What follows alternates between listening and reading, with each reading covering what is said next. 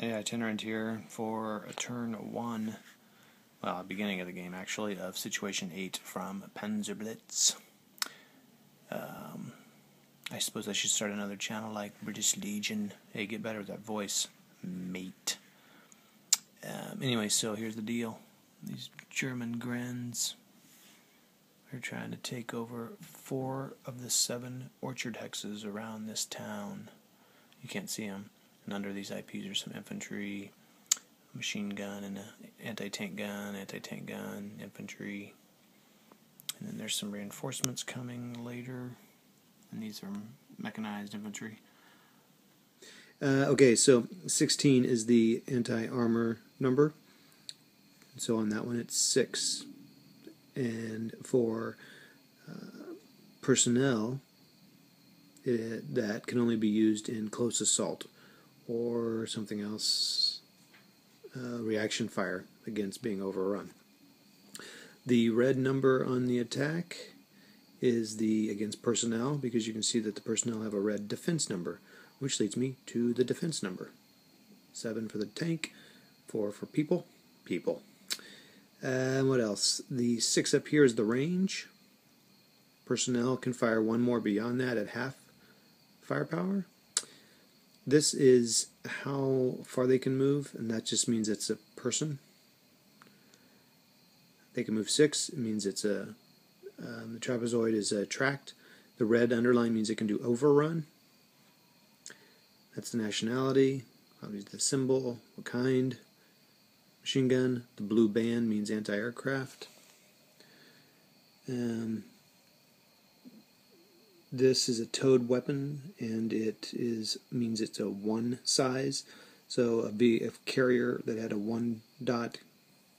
I'm not sure how that works totally, but they can carry 1 dot or 2 dots. So 2 dots are big guns, like 70 or bigger, something like that. And so you can see the anti-tank gun is the same numbers. Now those 2 dashes up here are the number of stacking points. So you can do 6 per hex. There's limitations in the cities that I don't have down pat yet. But so if you reduce them, the stats reduce, but then there's only 1. And then this is an improved position, which increases their defense value by 1. And this means there can be 4 points of stacking inside of them, and that's underneath it. So they could be underneath it, and then you could have 2 more outside of it. Okay, I think that's all for now. And we'll get the game started, and I'll let you know some other stuff that I learn as I go. So usually you pull from a pool of chits.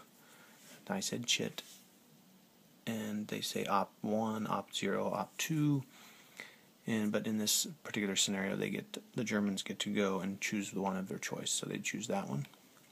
You place it anywhere you want, and then you can command any units within a 1 hex radius.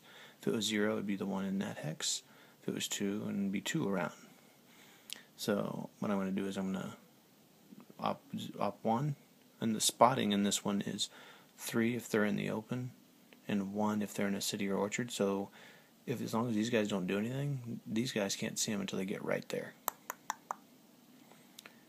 Now if they fire, they can see him, and as soon as these guys start moving, he can see him. No one else can see these guys because this is a ridge line and it's higher up, and these guys can only see right to here. So anyway, so that's how the Operation Chit Pull works. I could skip the administration phase because there's nothing to do there. Alright, here we are in turn 1. I just want to show you a shooting step. So all these guys are spent because they all moved in their first chit. I pulled a 1, then a 0, but they couldn't do anything because everyone was spent, and then I pulled a British 0. So I don't know if I would normally make this, but anyway, I'm going to shoot these guys. So I put the 0 marker here. So just that hex can operate. I've pulled it apart. It's a improved position, a machine gun, and an anti-tank gun. So if you see, the range is 7. Nope, sorry, the range is 3.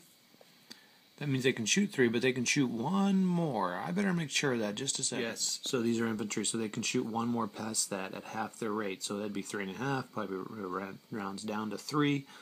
So 1, 2, 3, 4. So what I'm going to do is I'm actually going to fire that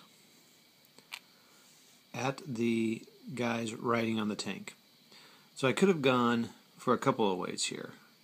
I could have had these guys fire 3 to 1. Now you may be saying 3 to 1, but it says 5 on there. But when they're riding, their defense value goes down to 1. So I could do a 3 to 1 shot. And then this guy's value is 3 as well. And his range is 7, so he wouldn't have to go down 1 or half. So he could do 3 to 1. So that could be, I could do 6 to 1 on that guy. Or I could fire at the other tank that's in there. There's another tank with a rider. Both of them at 3 to 1. But there's going to be a lot of penalties on this. So I think I'm just going to fire at 6 to 1 to increase my odds. So those two guys are going to fire 6 to 1. Now, there are some... you'll see that there's the direct fire is subject to 1 per 2 hexes of range. It's 4 away, so that's +2 to the die roll. And there are no other modifications except for the range +1. So that's +3 on the die roll modifier. Your roll. And that's not going to be very good. And, oh no, yeah, lower is better. So 4 on the 6 to 1. It's your standard old ratio thing. 4, try not to make you dizzy, is this one, but I had +1, 2, 3. So 2x. I would take this marker. So that's one. So 1 step, 2 steps. That means I have to take 2 step losses out. So that's 1 step, 2 steps, and that's that. There's no other indication on there. So I'll put him over in the casualty. They don't matter anything for the end. Sorry, they're marked with a spent marker as well. So then you draw another chit, and you see an op 0, so the British could go again. And then here's the deal. There's the last chit, which in this case is a German op 1. If there were guys to use, you don't use the last one pulled. So it's kind of a fog of war. So that would be a bummer for the Germans if they needed more people to move. So I pulled op 0. Now that these guys are spent, they're no longer that +4 non-spotted. So one of these groups, these guys are going to artillery request. The Germans have some 81mm mortars. So what happens is when you pull the chit, everything follows in an order, and the first thing you do is you request artillery if you want it for that operation. So those guys are going to do that. They can still direct fire, but they cannot do anything else, so they will be marked with a no move marker. They've spotted for that. There's nothing to do yet until the administration stage of the turn, which will be at the very end. So we'll get to that later. Okay, administration phase. Let's resolve this indirect fire. Everyone's used their chits. And so the first thing we do is we roll to see for scatter. I'm going to use this little tiny die here to determine the direction of scatter if we get it. We do get a die roll modifier if the Germans are a 9, so it's -1. It's not for rocket, but this is an 81mm offboard. And no pre-registered hex. The range is less than. And here we go. So we roll. Oh, we got a high number here. So 10 and 2, 3. Can't see that. So 10 widely scatters. Roll 1 die to determine the direction of scatter. See scatter diagram. So it's going to roll and resolve the attack at half strength. If smoke mission, then place a smoke 1 counter. Well, too bad. That was a waste.